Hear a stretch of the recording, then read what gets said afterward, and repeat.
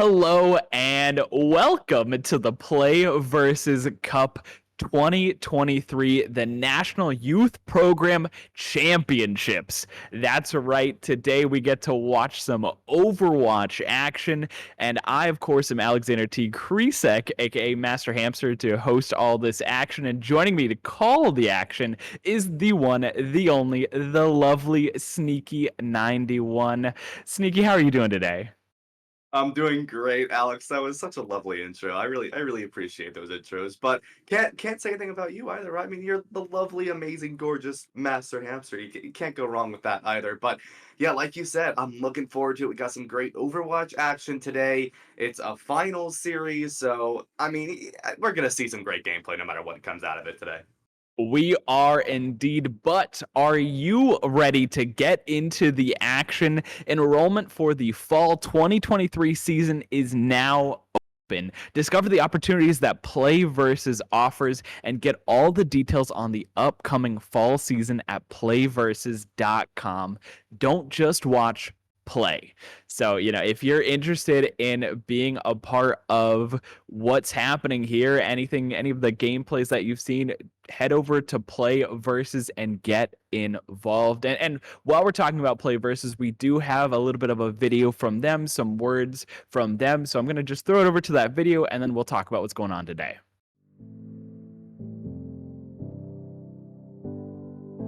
When I went to go get my program started, I did a lot of research on what companies people were using at the high school level with regards to playing esports.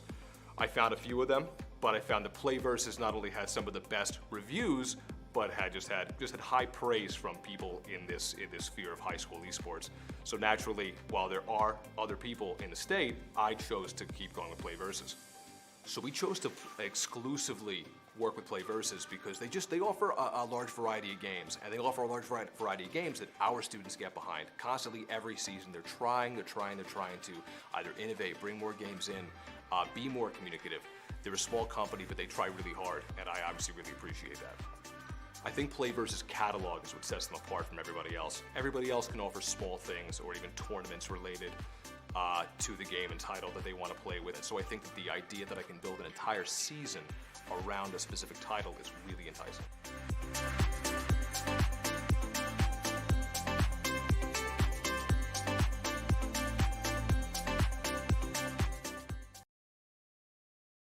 Yeah, as we've seen, PlayVS doing a lot, they have a lot going on, so make sure you get involved. Playversus.com. But Sneaky, let's talk about what we're going to be seeing today. Overwatch 2. This is the Youth Program Championship. We've got some phenomenal teams. In fact, the two best teams in the nation competing against each other. And this is how they got here. We get to see a little bit of that bracket as we've seen these teams fighting their way to the top in order to have a chance here to compete for that championship title. So we've got Gretna Goons versus Brophy Zephyr. So some big names here, honestly. Yeah, big names, and like you say, Alex, these teams have gone so far to get to this point. I mean, look at these records in these games. All the zeros on the right side, meaning you're definitely doing good. I mean, these teams have gone so hard to get to this point and finally show who truly is going to be that team to beat for this tournament, for this competition. I mean, with Brophy and Gretna, both these teams making their strides, making their runs, getting to this point. I am curious to see which one of these teams is going to be coming out on top because, we've definitely had some time now that the Junk Queen meta has started to come and have its nice little location in Overwatch, but it hasn't been too long since that Winston meta. So I am curious, are we going to maybe see that Junk Queen come out? How many teams are going to be out of these two teams? Which one's going to be sort of that team that's really adapted to that play style, or some teams still leading on that side of the dive type of meta? That is very true, and I think it'll be interesting to see what these compositions will bring and what these players are comfortable with. A lot of time when we look at these youth programs, they don't necessarily follow maybe the overarching meta. They play characters that they feel comfortable with, and we might see some weird and strange picks, and I'm excited for that. We might see things that we don't normally see, and that's kind of the exciting thing that happens here where these young people are redefining the meta into characters that we didn't even know were possible to bring into that kind of composition. And so it just gets me excited, especially when we see both of these teams, as we saw for their basically accolades, uh, regional champions in their own regions, in their own right, and now undefeated both in the regular season and the playoff season. And now they get that opportunity to test their mettle against each other and to really find out who is here to be basically crowned the national champions. Yeah, if I don't see some Lifeweaver Rip Tire combos, I don't know. I'm gonna be a little disappointed. I'm looking to see these weird compositions, like you said, Alex. These players adapt to what they play well. So even though constant current meta in the game in your ranks may be Junker Queen with a Tracer and an Ashe, or a Genji and an Ashe with a Lucio and a Kiriko, maybe that may just be what's popular, but it may not be what these teams want to play. Maybe they want to play something with a Reinhardt or a Roadhog, or a Winston, a Zarya with a Lifeweaver, maybe see some Torbjorn action. I, Oh I no. want to see what these players have to offer, because like you said, these players, they redefine the meta to make it their own, and that's what makes these games so fun to watch. Absolutely. I would be curious to see if we are going to see any Life Weaver being played. I know you mentioned it, uh, albeit maybe a little jokingly with the Life Weaver junk tire kind of combination here, but I do think the character does have a lot of potential. Yeah. It's just I think the character is also very technical and very scenario specific, where the character can do well in certain situations, but you have to find or make or create those situations. And I don't know. Yeah, that's the thing with Lifeweaver, right? It is Lifeweaver is a very, very scenario based type of hero, where you can't really run a brawl composition with a Lifeweaver. It makes things too difficult. You don't have enough healing output. 65 healing per second, not going to be great to keep your Reinhardt up in a fight, right? So it really is like a lot of times when you see a Doomfist roll out, go in, punch in, slam down, and get pulled back by that Lifeweaver. So he is a very interesting hero to really play, but I've seen some really good Life Weavers that if you're good at Life Weaver, you're scary, right? Yes. I mean, I think we've all seen the clips of the Life Weaver lifting up Reinhardt charges and Yeah. Reinhardt flying across the entire map. Maybe we'll see something silly like that in the very beginning just to maybe catch someone off guard, and then we Yeah. see the swap so that you have more healing. But as we're getting closer to starting into this map one, I do want to talk a little bit about the format. This will be a best of 5, and it will go control, escort, sorry, excuse me, control, push, escort, hybrid into control. So that's kind of the map types that we can expect to see. And map 1 will be on control, and it will be on Antarctic Peninsula. This is the newest map added to Overwatch 2, but it has been around for a little bit, so players have had the time to develop a meta around it and to kind of figure out what works and what doesn't work. And that really goes back to what you were saying earlier, with a very heavy kind of brawl composition, particularly on this map. We have in the past seen a lot of Reinhardt and a lot of Mei being played on this map, but those aren't the only characters that excel. I think the Ramatra does well here as well, and maybe even a little bit of Junker Queen potentially. Yeah, Antarctic Peninsula, AP, one of those maps that Reinhardt is so incredibly popular on. But, I would not mind seeing, let's go back to Overwatch 2 beta of the Jotes meta. Let's get Junker Queen, Brig, Lucio, Mei, Tracer. Let's get some crazy comps out here, because Antarctic Peninsula is kind of the new map of Brawl. It kind of is King's Row for those of you Overwatch veterans out there, but now it's turned into Antarctic Peninsula because of the Brawl, because of how well you can play the Brawl on it. And whether it's Reinhardt or Junker Queen, you're going to see some sort of Brawl variant on this map, just because it plays the Brawl so incredibly well, and people like Brawl. I mean, it's simple as that. It's fun. There's not much to not like about it, honestly. It's chaotic, it's energetic, and here we go, hopping into map 1, round 1 on Antarctic Peninsula. Of course, we've got Zephyr on the blue side and the Gretna Goons on the red side here. It'll be interesting to see what sort of compositions, and these players are taking a little bit of time to decide what they want. Yeah, so I'm curious to see, this is definitely, on all 3 rounds of AP, this is probably the one map that is the worst for Brawl. If I'm going to be entirely honest. However, you do see some Brawl sometimes on it. Gretna will be going for that more typical styled of Brawl meta with a Junk Queen, Mei, Kiri, Lucio, with a Symmetra who will most likely switch over to a Tracer or a Genji, while Brophy on the other side go with something very different, and I love to see it. A Pharah, a Mei, and a Rissa. Oh, wait, no, we're getting Brawl, Alex. Oh my god. Well, we are going to see the Reinhardt. I think the original composition that they were hovering would have been very interesting, but going back to kind of a more standard composition, opting for the Reinhardt instead of that Junker Queen, and having very kind of similar compositions here. We do see the Meek switch from the Sim over to that Reaper. Great walls here, going to wall off both of the important members, but that Immortality Field will keep the tank for the side of Zephyr alive. Mandalorian will find a pick onto Meek as well. So great start, but again, we see a return pick as well.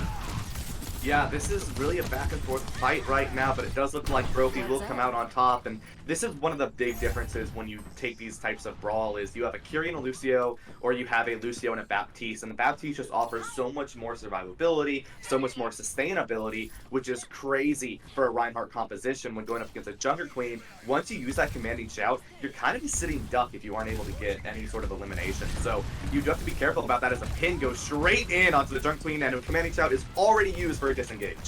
Oh my goodness, great awareness from Brophy to understand that the Junker Queen was all by herself and to really focus her down. We are going to see a Mei trade come out here as well, so Brophy again have the man advantage. They will find the Lucio as well, and Fancy falls down as well. Zephyr just walking away with this composition, walking away with this win for the team fight, really only expending that one Symmetra wall as the only ultimate that they needed to use to secure that engagement. Yeah, and one thing I really like that we're seeing from Zephyr right now is these Symmetra TPs, just keeping them always on that high ground control. They have ultimates to use, that Shatter almost online, and there it is, already has it. Going to be looking, Greta only really looking at this Rampage, and they're going to need to use it soon, but we're going to see some pressure used on the point right now. No one has been taken down yet. An amazing wall goes in, the pin as well. Cleanse has been used, as well as the Blizzard coming in from Aether. Zephyr is going to start cleaning up this fight, and just with one ultimate again, Alex, we're going to see amazing play from Zephyr. Aether finding 3 in that last fight. Brophy has just been doing such a great job with commanding their presence on this map and really taking the fights and the engagements that they want to, understanding when it is beneficial for them to go in and when it's beneficial for them to hold back. And unfortunately, the Gretna Goons haven't really found exactly what they're looking for, but this Kitsune Rush may be it. Meek will come in with the Blossom as well, just finds the Immortality Field, so Mandalorian was forced to pop that, but won't be enough to find anything as well. Alleged Milk will find Fancy, and already the Gretna Goons might need to back off here. Wow, cool. I mean, it looks like Zephyr's going to take round number 1 here, and okay, I want to talk about this real quick, all right? Yeah. The Greta Goons, right? They did a really good job. They had some ultimates to their name. They had 4 of them. The only thing they didn't have was that Rampage. They go in. They didn't obviously use Rampage since they didn't have it, but they had the other 4 ultimate abilities, and they used all of them. But then we saw the Lucio over the side of Zephyr. just patiently waiting to use that sound barrier at the perfect time. We even saw that Beyblade combo of the Death Blossom and the Kitsune Rush coming in from Gretna, but it wasn't able to take anyone down since the Lucio had such amazing timing to use that sound barrier just in time. The disengage came out from Zephyr. They were able to build up that Symmetra wall again to just split the point and keep it in their favor, and we're just able to clean up the fight. Some really good play coming out from this Reinhardt composition. We're going to see them stay on this while Gretna Goons will switch over to Ramatra style of this brawl, which I am curious to see how this one will turn out. I love Ramatra, so the fact that we get to see some Ramatra, but already the wall comes through and a ton of damage is traded out. The immortality field is forced from Mandalorian on the side of Zephyr as well. I wonder if the Goons can maybe take advantage of this. They have to be careful though. Aether with these walls has been immaculate, and already a wall coming out from the side of the Gretna Goons. They're able to find 3 in that engagement and just force back the Brophy Zephyrs. And this is really what I like. The Ramatra composition, the change from Roos from the Kiriko onto the Bap, and then Fancy from the Junker Queen onto the Ramatra already looks like it's been doing wonders for them. Yeah, we'll see Zephyr immediately switches over to that Ramatra. Very good idea. Reinhardt, just that shield is kind of pointless against a Ramatra with that Nemesis form, so I do like the switch very early. But one thing you'll realize here, as the Nemesis form has already been used and Meek finds a nice elimination, and now it's just going to go back into the favor of the Gretna Goons. Or, yes, okay, there we go. It is going to be in the favor of the Gretna Goons here. But what I was going to mention is when you go, oh, what a boop. What I was going to say here is what goes really well for these compositions is how fast you build these ultimates, right? If these brawl fights don't last only 10 seconds, they're gonna last 30 seconds, 45 seconds long, and both teams will have so many ultimates. We're gonna see Zephyr is really trying to force this point, but Gretna Goons with such an incredible contest right now. The point still hasn't been flipped. Now the sound barrier has been dropped, and Meek finds 2 after the lamp falls down. And now the Gretna Goons going to keep the point in their favor. The Zephyr is not even able to flip it. Oh my gosh, did you see how close that capture percentage was? It was basically at 100%, but they couldn't quite flip the point. And this super long engagement is just entirely beneficial for the Goon Squad right now. They have been doing exactly what they need to, and keeping this fight going and not allowing the flip has given them up over 80%. We are going to see the TP in, the blizzard, the wall, the window, everything is being popped from the side of Zephyr to get something, and they find 2. They need to be able to take down the tank as well. Fancy staying alive, immortality field popped as well. Not really any ultimates that are able to be used on the side of the Goons, so they're just going to reset and try to take back this fight. Finally, the point is flipped, but 98% for Gretna. It is looking like an uphill battle for the Zephyrs right now. Yeah, and one thing with the Zephyrs, they had to use 4 of their own ultimates there. They have the last ability with that Ramatra Annihilation, but Gretna, no ultimates used. You're at 98%, 1 fight territory. You have Blizzard, you have Amplification Matrix. Zephyr has to take these fights fast, like they're doing right now with the wall. A great one comes out, but Amplification Matrix in return, as well as the Blizzard. No one has fallen down yet, but Anamali will be the first one to fall, and Annihilation was used as well. Gretna Goons going to just start taking out the stragglers now from the side of Zephyr. A good boot comes in to stall it a little bit longer from behind. Person Man going to find the Lucio. Annihilation used from Gretna Goons, and they will now just take this point and bring us to a round number 3. Oh my goodness, we are going all the way already on just a map 1. This has been so contentious. It has been so back and forth. I am very excited for this series. I mean, who wouldn't be, right? Both these teams have gone so far on. I think both of them had perfect records to get to this point.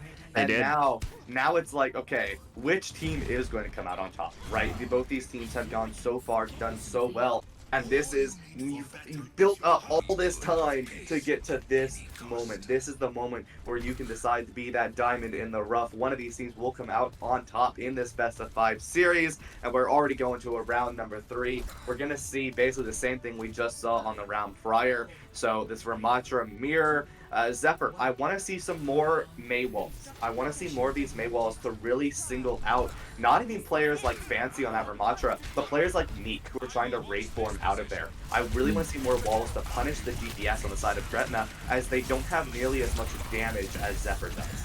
Ooh, I completely agree. And as we're talking about damage, Fancy eats a ton, gets chunked down, but is able to walk away, and the wall was used passively. Meek is able to find one in the back. That is the Lucio falling down. Roos falls down to Anomaly as well. So a little bit of trades back and forth, both losing their healers.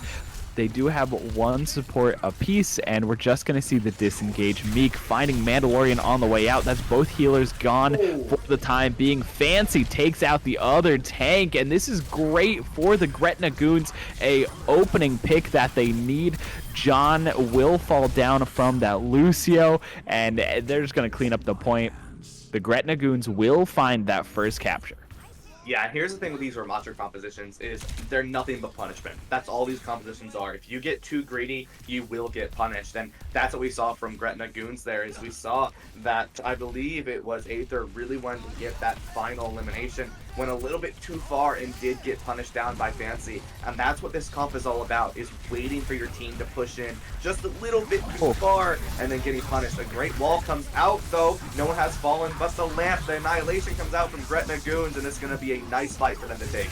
Oh my goodness, the annihilation from both sides. Everyone is feeling the pain, but the Gretna Goons will be rewarded for their proactive nature, for the fact that they attacked first, and they will find a majority of those kills and keep possession of the point. Again, great job. Something that we have to be aware of, though, is on the side of Gretna Goons, they have two ultimates. Of course, that's the Death Blossom and the Blizzard, but for the Brophy Zephyrs, they have 4 ultimates. Beat is basically up. Window is just popped. It doesn't matter, as Fancy takes down Mandalorian through the window. Fancy's going to find another one as well. Roos going to find Aether in the background, and that's an entire team wipe.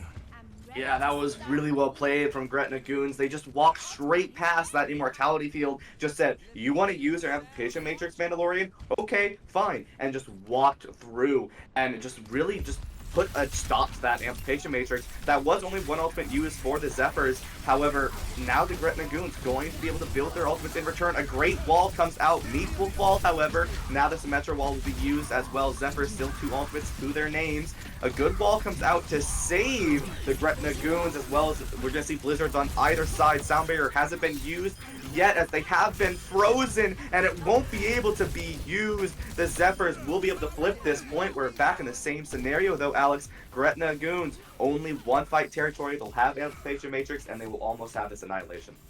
Yeah, a lot of big ultimates on the side of the Gretna Goons. It really is up to the Brophy Zephyrs to see what they can do. They do have Beat available, which is massive, especially if we're going to see this Annihilation come out. Anomaly does have Annihilation of their own as well. So some really big ultimates that the Brophy Zephyrs can do to really settle in here, dig their heels in, and try to hold this. But like you said, if they lose one team fight, it is all over for them. Fancy does use that Annihilation. The Beat comes out, but not fast. Actually, fast enough, as Anomaly pops their own Annihilation and finds 2. Mandalorian's going to find 1 as well, and this is a complete win for the side of Zephyrs. They stay alive a little bit longer, and they're able to hold on to this point.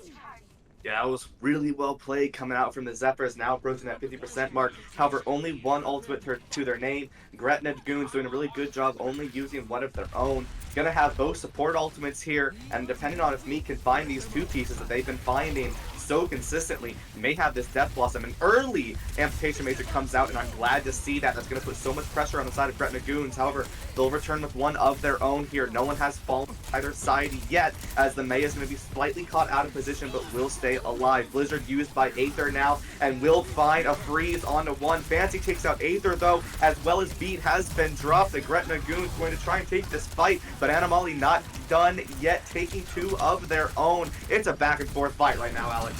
Oh my goodness, we're gonna see Death Blossom come out, same with the Symmetra wall, so a little bit of a negation happening here, but this fight is still dragging on for so long. Meek does fall, and this might be awarded to the Zephyrs as the Gretna Goons are just losing a lot of their damage. Aether, Mandalorian, both gonna find picks of their own. Blizzard comes through, so the Mei on the side of the Gretna Goons trying to stay alive, stall it out a little bit longer, but the damage is just too much. Person Man falls as well. Fancy switches over to the Doomfist to return to the point fast enough.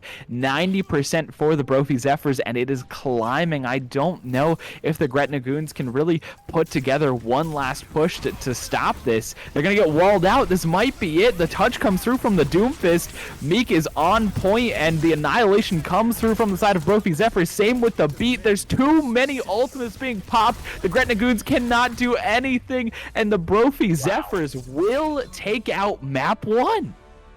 Wow. I mean, you know, like I said, Alex, I want to see more of these Mei walls on the aggressive side, and Aether showed up. Aether decided to use these Mei walls a little bit more on the side of just preventing someone to escape, rather than trying to do these proactive walls. They went more reactive. They waited for the perfect moments to use these walls, and that's what happened. They were able to use the walls, able to find these picks, able to find these eliminations and put them in their favor, and just like that, we saw that they were able to take that victory. And also, you know, they were able to use those ult rotations as well. I mean, once you had Gretna in a little bit of a rough spot trying to build their ultimates back up, they lost the fight, giving more ultimates over to the Zephyrs, and they were just able to build them up, having 3 for that final contest, and one great match for them to take.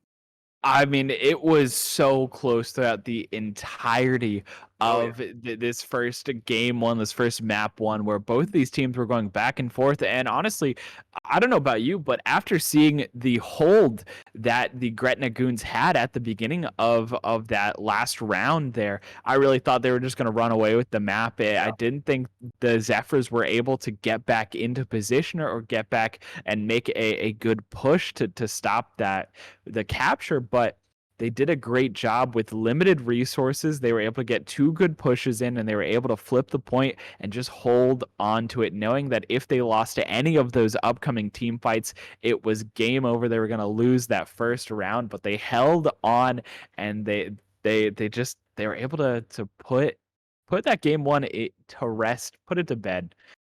So great job from them. As the players are getting ready to hop into map 2, as they're discussing what the pick is going to be and what map we're going to go to, we do have a Play versus Overwatch Youth League video. So we're going to show that now to check out what's going on in the Youth League. It goes to show just the kind of game that you expect to see out of teams. But because it's what they're comfortable on, because they said, hey, we beat you on it last map, we think we could do it again here. They swap to it, have no problems running it. Like you said, they overcome it.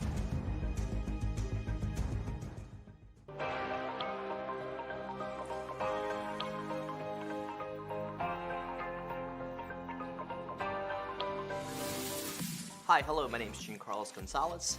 We're here in Clifton, New Jersey. I'm one of the teachers, and I'm also one of the Overwatch coaches for the esports team. Overwatch is great.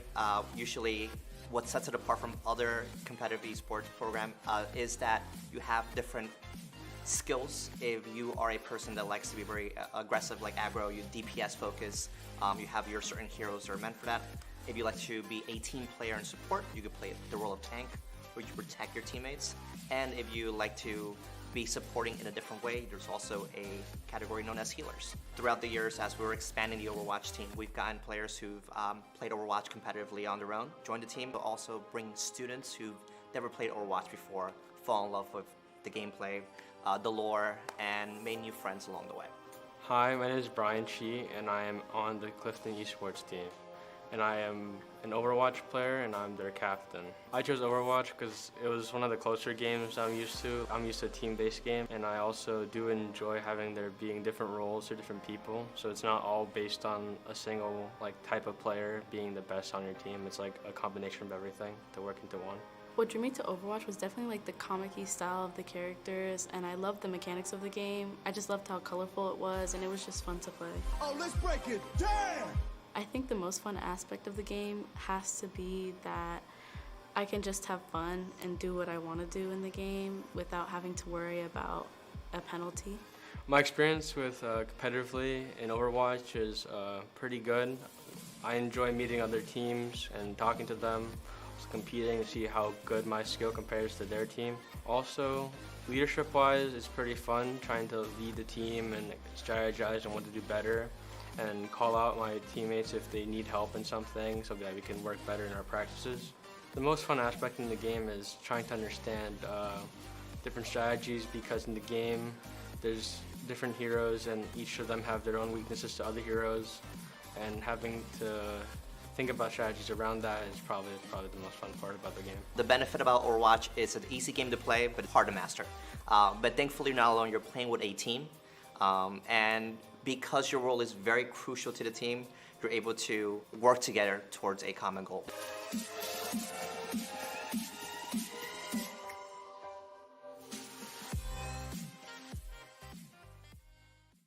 And we are back. I love to see what PlayVS is doing with these youth programs. It's so exciting to see young people getting interested and excited and competitive when playing video games and kind of bonding together as a community. We really got to see a lot from that first map, and map 2 I'm sure will be no different as we are heading into push. It will be Esperanza. And we were talking about this a little bit during that short break that we had.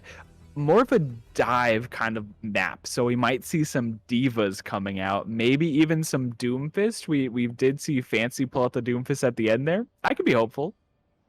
Yeah, you can't be hopeful, Alex. Doomfist, Doomfist is a very good stall character, so it is possible to see a Doomfist. I expect to see something like a Diva, maybe a Winston come out. This would be the map you would see Lifeweaver if we do see Lifeweaver at all in this final competition. So maybe we'll see some Lifeweaver Doomfist. Maybe we'll see the basic Diva Lucio with the Tracer Sombra. Ball is also an option that I entirely forgot about. Zephyr going to go with the Ball, with the Brig Zen variant. Gretna Goon's going to go with a more traditional style of dive brawl with that Lucio, Sojourn, Tracer. So obviously Gretna will have a lot more with the total output of damage, while Zephyr is going to actually switch us up a little bit. Always got to troll the casters a little bit and go with the brawl. They have to do this on purpose, where we're like, oh, yeah, this is the composition that they're going to be running, and then all of a sudden they're like, nope, gotcha again. I love analyzing the compositions and be like, never mind, folks. Oh, Fancy in the backline doesn't quite get the pull through, but will get the knock up. The wall comes out as well, and this is an interesting composition that we're going back to the dive versus brawl that we have seen time and time again, just not necessarily on this map. We are going to see 2 pickups for the side of the Gretna Goons. They are just taking them out one by one, and this ball being such a nuisance in the backline, it knocking up so many people. There's not much that Zephyr can do here. Yeah, and this is the big thing when running this type of ball dive variant is it's very easy to mess up. However, Gretna Goon's doing an extremely good job at it, able to find those engages, single people out, slam them up, get these final little blows or eliminations, getting enough output of that damage to really take them down and send them back to the spawn doors. So really doing a good job on the side of Gretna Goons with this ball type of composition. Zephyr will be switching over to this Vermatra, a little bit more mobility, a little bit more sustainability. However, Gretna Goons is still playing a comp that is very well respected on a map like Esperanza, so you have to be careful. Oh, you do have to be careful, and so does Fancy. The minefield will come down, and Alleged Milk will get caught up in it, but with Fancy down, a lot of that momentum that the Gretna Goons will be slowed a little bit. Even the minefields will just be taken away by this Mei, and something that we saw earlier that we didn't get to talk about, but the Aether on the Mei teleporting in with the Symmetra TP, that was clean. I was scared for a second. I got some chills when you got a Mei behind people.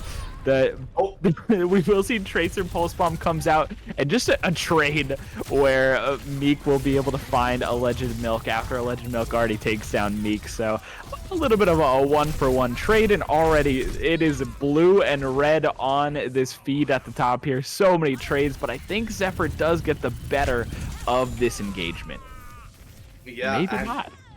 Maybe not. That's the thing with these dive comps is, you know, you could be doing such a good job like we saw Zephyr doing, and then all of a sudden a ball and a tracer come out from spawn and are able to take you down. But 5 ultimates for the side of Zephyr's. Gretna Goons will have 3 of their own. We're about to have a very messy fight of Qs any moment here, but I like the symmetric TPs being used, canceling out that slam. But here is where things are going to get crazy and insane any second here, Alex.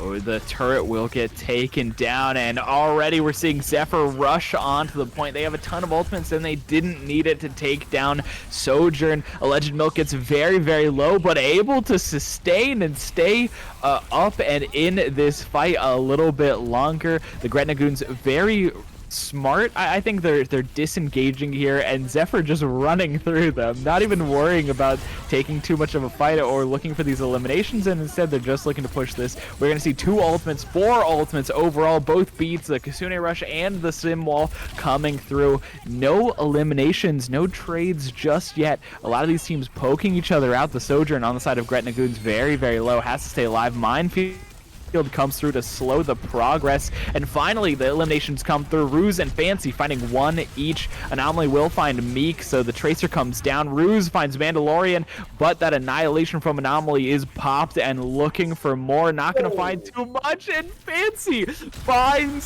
the Minefield pickup. Oh my goodness. As a Lucio player, I felt that one on a different level. Makes you so sad. You think It you're really does. You know, you're just wall riding, minding your own business, and then all of a sudden you jump straight into a mine. It's never fun. But, I mean, that's going to be a big stacker, though, for the side of Zephyrs. We are going to see the stall comes in to stop them from getting checkpoint. Still there, but Roar, I'm a Bear, going to find Aether with the overclock, and now going to look for more. Spin to win comes out from Fancy, and will find the Mandalorian. Now going to look for more here as Lucio falls low, will be taken down by Meek. Checkpoint has been secured, and for anyone who has played Esperanza, once you get checkpoint, you are in a very confident position. Yeah, that checkpoint is so important. Once teams reach that certain position, they get what's called advanced spawns, maybe if you're not as familiar with Overwatch, but that means that they get to spawn a little bit closer after being eliminated. When they come back, their walk back isn't quite as long, which gives them an advantage when we have some of these more prolonged fights. Speaking of which, Blizzard is dropped. Aether will find Roar, I'm a Bear, but again, it might not be enough. Fancy gets out with just a sliver of HP remaining, and the team Zephyr just pushing through. They will get past this halfway point, so advanced spawns no longer in play, but it is something that they will have to worry about as the Gretna Goons are still in this fight. Yeah, Mines now is going to be dropped here. Lucio falls, that sound barrier will be gone. Aether going to still stay alive for a little bit. Pulse Bomb used onto Alleged Milk, but won't fall. Ruse, on the other hand, will find Aether as ultimates are used on either side. Zephyr just trying to clean up this fight, but as I mentioned earlier, this dive composition, the fight is literally never over. You always are going to have some sort of dive on you, whether it be the Kiriko, the Lucio, the Tracer, the Ball, or Roar, I'm a Bear sitting in the back lines with a rail and just being able to take those just areas and take those space against Zephyr. Yeah, the Sojourn doing a phenomenal job of finding those eliminations, especially from that back row, and that's really where you need to be careful. You have Meek on the Tracer, you have Ruse on the Kiriko, and you have Fancy on the Ball up in your face, really distracting a lot of your attention, which gives the Sojourn basically free reign to line up and hit those eliminations that they need. The Kitsune Rush will be popped for the side of Gretna Goons, but it's just not enough, as 3 eliminations will go in favor of Zephyr here. Yeah, and now gonna go back in the favor of Zephyr, like you just said. Gonna have a couple alternates to their name. We'll have that Pulse Bomb as well as the Sound Barrier. Gretna Goons, on the other hand, Sound Barrier, Pulse, Mines, and Overclock will be free. Fancy falls low here, but will live until Aether takes them down. Pulse Bomb has been used, but an amazing cleanse will save Anomaly from any more damage to be taken. Zephyr, a really good pick, goes on to Fancy, will now give them a little bit more space, but a 50-meter deficit right now. They have to get that checkpoint. They have to find a way to bring this back into their favor here. They have some ultimates to do it with, but they need to be careful that nothing like that happens. Oh, Ruse will find one, and again, Kiriko does so much damage with these kunais. Rar Amaver finds one as well. The tank falling for the side of Zephyr. Fancy finds Alleged Milk, and something that we didn't get to talk about a little bit here is we do see Aether and Alleged Milk kind of switching their positions, where Aether relinquishes the Mei to Alleged Milk, and Aether instead picks up the Tracer, so they no longer have these Sim TPs available or the Sim walls available to them, but they do have a little bit more mobility in the kind of manifestation of Tracer. Mobility and poke, I think, is really what this Tracer will offer. Yeah, good. Overclock's going to come out and take out John Ollie 12 on that Lucio. However, will be traded down the beat. Not going to be able to save Roar I'm a Bear quite fast enough. However, Zephyr, 5 ultimates to their name. Fancy, only with a sliver of HP left, will survive just barely. And now Gretna Goon's going to be back on that defensive side with Zephyr. 5 ultimates. They can easily take this fight. They can easily go forward. However, they need to be very careful with these ultimates. That's a great one to use on the Fancy, taking them down. But like I said, every one of these ultimates will win them a fight or will lose them a fight, and they have to be careful of which one they choose to use. Yeah, and I mean, yeah, so many ultimates in favor of Zephyr right now. Gretna Goons will find 2, maybe 3, actually 3 for this next engagement, but they have to be so careful, especially with Fancy just throwing mines and knocking people up. Rar Amaber finds the Ramatra, and again, so much pressure is lost when you lose your tank that now Gretna Goons kind of have free reign here. They can really utilize the full extent of this dive composition. They're going to find 2 more. Alleged Milk will say, hey, no more Sojourn. Go back to base, and takes down Rar I'm a Bear. But again, still being pushed back. The Gretna Goons just using every kind of opportunity to make the space that they need and just stall out the point at this point, right? They know time is ticking down, and they just need to keep pushing forward, or at least make it difficult for Zephyr to get close enough to keep pushing this robot. Yeah, but with just under 10 seconds left, Zephyr, this is their last push. Gretna Goons will have ultimates to their name as well as Zephyr, so it could truly go either fight as we come into overtime. These spawns will now take longer to go in here, and a major pulse bomb needs to come in from Meek or Aether to take these next fights. It'll be good if they can take checkpoint here, but that bot will sit there for 8 seconds. Kitsune Rush, Sound Barrier, Pulse Bomb, Annihilation, everything's being used. A great use of this Annihilation. Will find 3, and now going to look for one more onto Meek, but that was every ultimate Zephyr had. This bot is going to sit here for 8 seconds, Alex. It is an incredible push, but both teams, no ultimates to their name.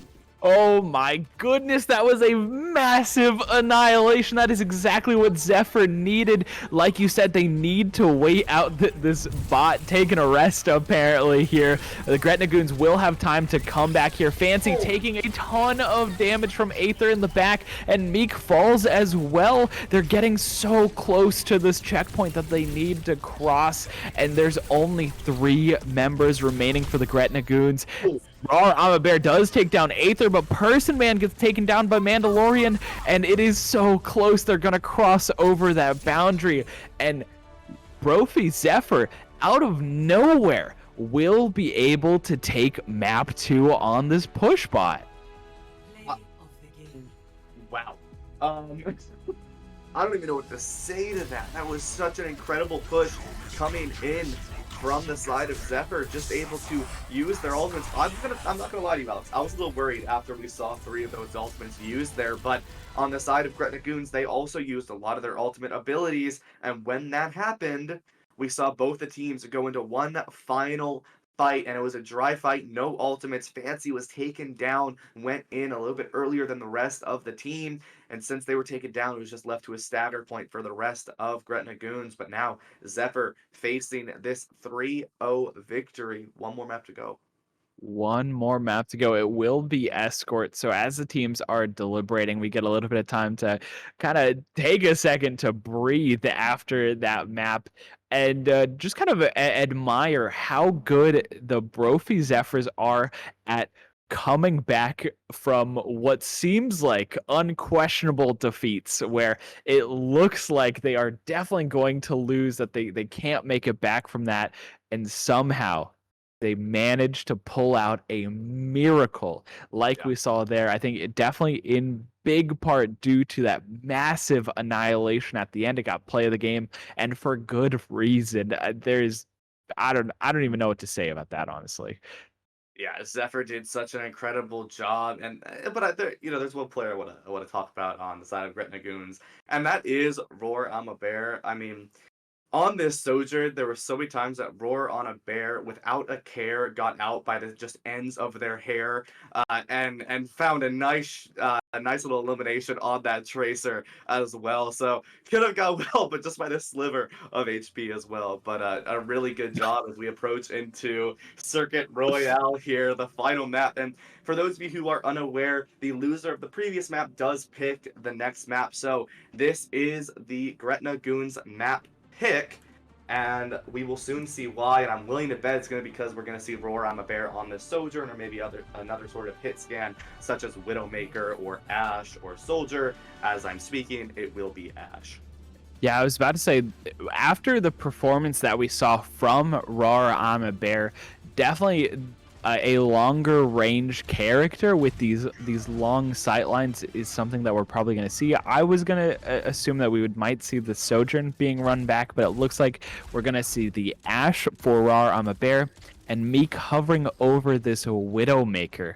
So definitely a good composition for this map that could be very oppressive if they're set up in the correct positions and their aim is on point. For the rest of them, Fancy hovering over the Sigma, Ruse on the Zen, and Person Man on the BAP. On the other side of things, Brophy Zephyr, they have their composition, and they just don't want to change it. They understand what they're good at, and they understand what they're comfortable at, and they're just sticking there.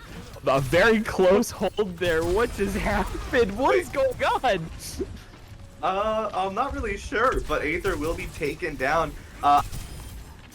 Just a little quick, no, wow, an amazing, nice shot will be taken onto alleged Milk, and will be taking down that elimination. But what I was going to mention here is Gretna Goons going to be running this more basic composition that we see on Circuit Royale with this Sigma. Every so often you may see it as a mantra, but most of the time you're going to see Sigma with the double sniper, Baptiste, and Zenyatta. So not too surprised to see this from the Gretna Goons running this more basic style of composition. But Zephyr playing this brawl really, really well, going to do it again here. This is what we saw back on Antarctic Peninsula, so I'm very happy to see this. I enjoy myself some Reinhardt gameplay, so seeing it come out from the Zephyr again, even on a map style like this that's very favored towards Sigma, I am curious to see sort of what their plan is, as we're seeing Gretna Goons is just able to find these eliminations and continue to push this cart forward to get this first checkpoint.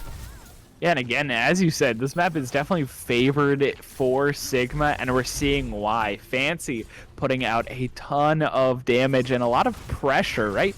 Making their space and making their presence known to the other members of the game. Just doing such a great job of really staying in the front, soaking up a lot of the damage, and dealing a lot of the damage back.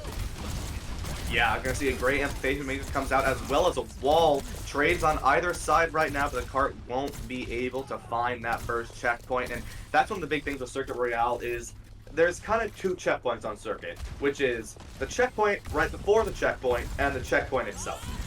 because these are two really good spots for someone to hold. You either hold right before the checkpoint or you hold right after it. And second point's a totally different hill to climb, or in this case, a hill for a car to drive up. You gotta put that four-wheel drive in. But Gretna Goons going to have 4 ultimates. One of them will be used here, will be that Gravitic Flux. An amazing ball comes out, but a lamp as well here. No one will fall down yet. The Lucio beat is online. Nothing else has been used from either team. The Great Wall comes out.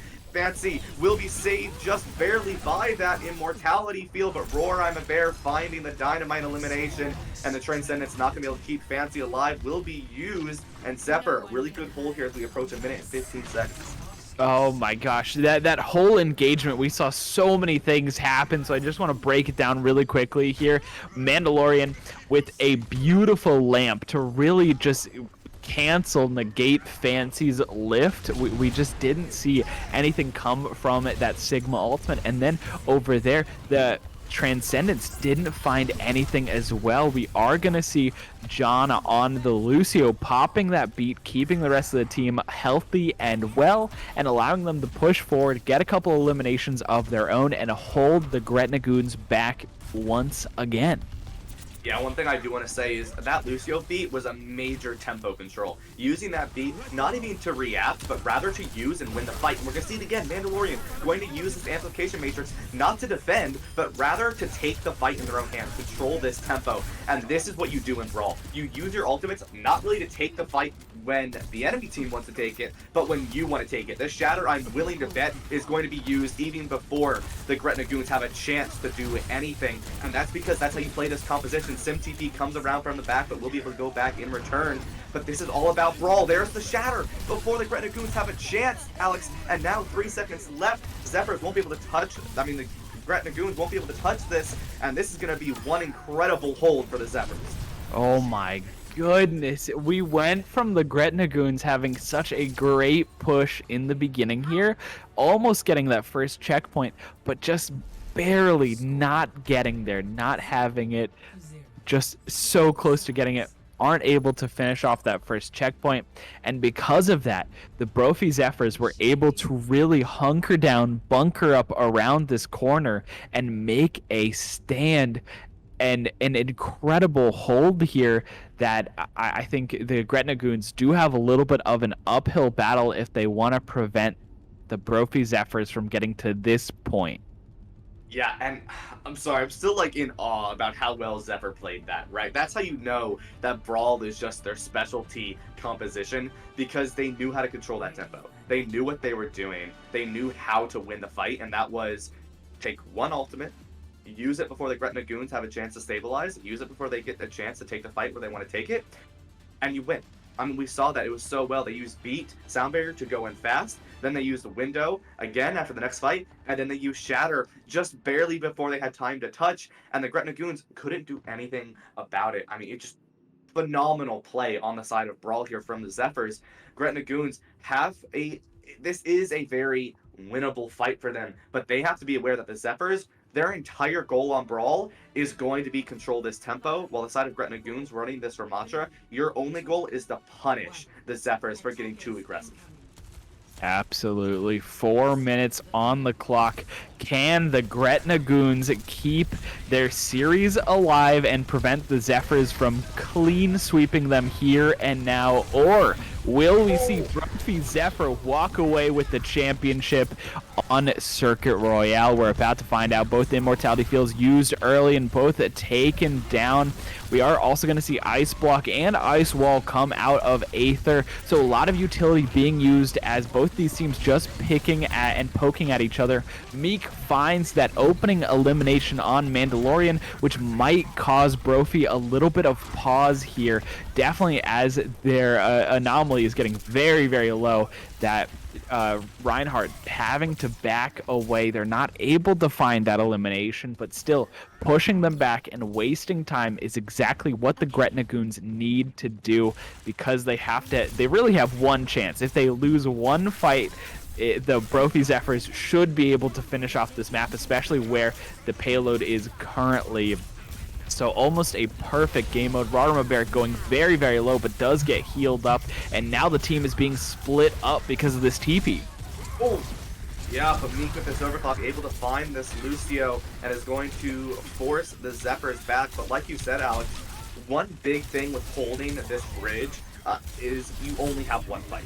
You no longer have that recovery of holding this corner where we see currently the Zephyrs are holding. The Goons are holding so far back that you really have to win every fight, because if you lose one, you most likely won't be able to contest in time. So this is a very risky spot for the Goons to play, but they're doing a good job with it. But Anomaly with a window fire strike will find Meek, a major source of damage gone for the side of the Goons. They have the Annihilation. It will be tough. The Symmetric TP to save Alleged Milk will be used. A pin, though, will force Fancy down, and this could be it, Alex, as the Zephyrs have 3 ultimates and the Goons are down on players. Oh my goodness, the Gretna Goons are being pushed back. 3 ultimates available to them. Well, Alleged Milk finds Rar. I'm a bear. No ultimates used just yet. Who's going to be able to touch? Beat is popped right now, keeping everyone healthy. We're going to see the Beat as well. The Shatter comes, finds 2. Blizzard is out as well. There's so much CC. They're being locked in place. Fancy on the Doomfist. It's just not enough, and Brophy Zephyr will take the win on Circuit Royale and will take the Play vs. Cup 2023 Youth League Championship. Wow. I mean, that was such a well-played position coming in from the Zephyrs, and you could see why. You could see how they were able to play that brawl. They knew exactly what they wanted to do.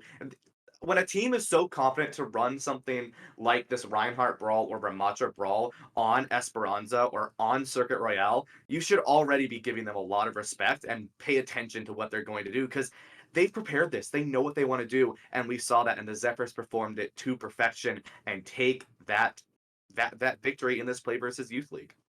Absolutely. I think it really did come down to both of these teams have extensive knowledge of the game. They are both incredibly talented. What we saw out of the Gretna Goons is kind of the meta, right? Is the compositions that we expected out of them. And then from the side of Brophy Zephyr, they ran the compositions that they wanted to play, or the composition, excuse me, singular, the composition that they wanted to play because they'd worked on it basically throughout the entirety of the season, and they were like, this is our composition, we're just going to be really good at this one composition and no one will be able to stop us. And it works out for them, undefeated throughout the entirety of this series, regular season, playoffs, championship, undefeated.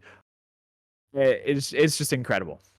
I mean, that's like you and I were talking about right when the broadcast started, right? Is these teams, you know, maybe they'll run meta, which is what we saw the Gretna Goons doing, right? And there's some teams that say, I don't like the meta, so we're going to make it our own. We're going to do what makes us comfortable, so it doesn't matter if you know the meta or not. We're going to run what we enjoy. We're going to run, we're not just enjoy, but what we are good at, what our specialty characters and heroes are, whether that be Reinhardt to maybe a Ramattra or not, or just Reinhardt, Symmetra, which we saw from Alleged Milk all night tonight, and say, it doesn't matter. We're going to do it. And that's what we saw from the Zephyrs. Phenomenal performance from them. And a phenomenal performance from the Gretna Goons for playing these metas and playing them at such a high level as well.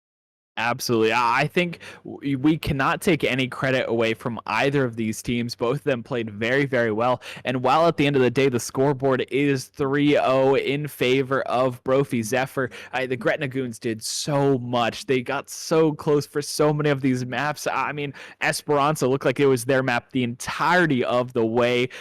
Antarctic Peninsula, map 3, or round 3, excuse me, on that map was basically in favor of the Gretna Goons for the entirety of that final round. And Brophy Zephyr, for both games 1 and 2, found those miracle runs, found those beautiful positioning, those beautiful eliminations that they needed to in order to just sweep that victory away from the Gretna Goons. So both these teams, phenomenal job. I hope we get to see more of them in the future. But congratulations to Brophy Zephyr for being the Youth League champions. And with that, that will conclude our Overwatch segment here of the Youth League, the Play versus Cup. I've been Master Hamster, aka Alexander T. Kresek, and this has been Sneaky 91. Thank you so much for joining us. Thank you so much for watching. Sneaky, any final words for the people at home? GG's. That's all I gotta say. GG's. I know that chat is sad we didn't get to see any Brig. I'm sad we didn't get to see any Brig as well, but hopefully next time. That'll be it for us here. Have a great rest of your day, and we'll see you next time.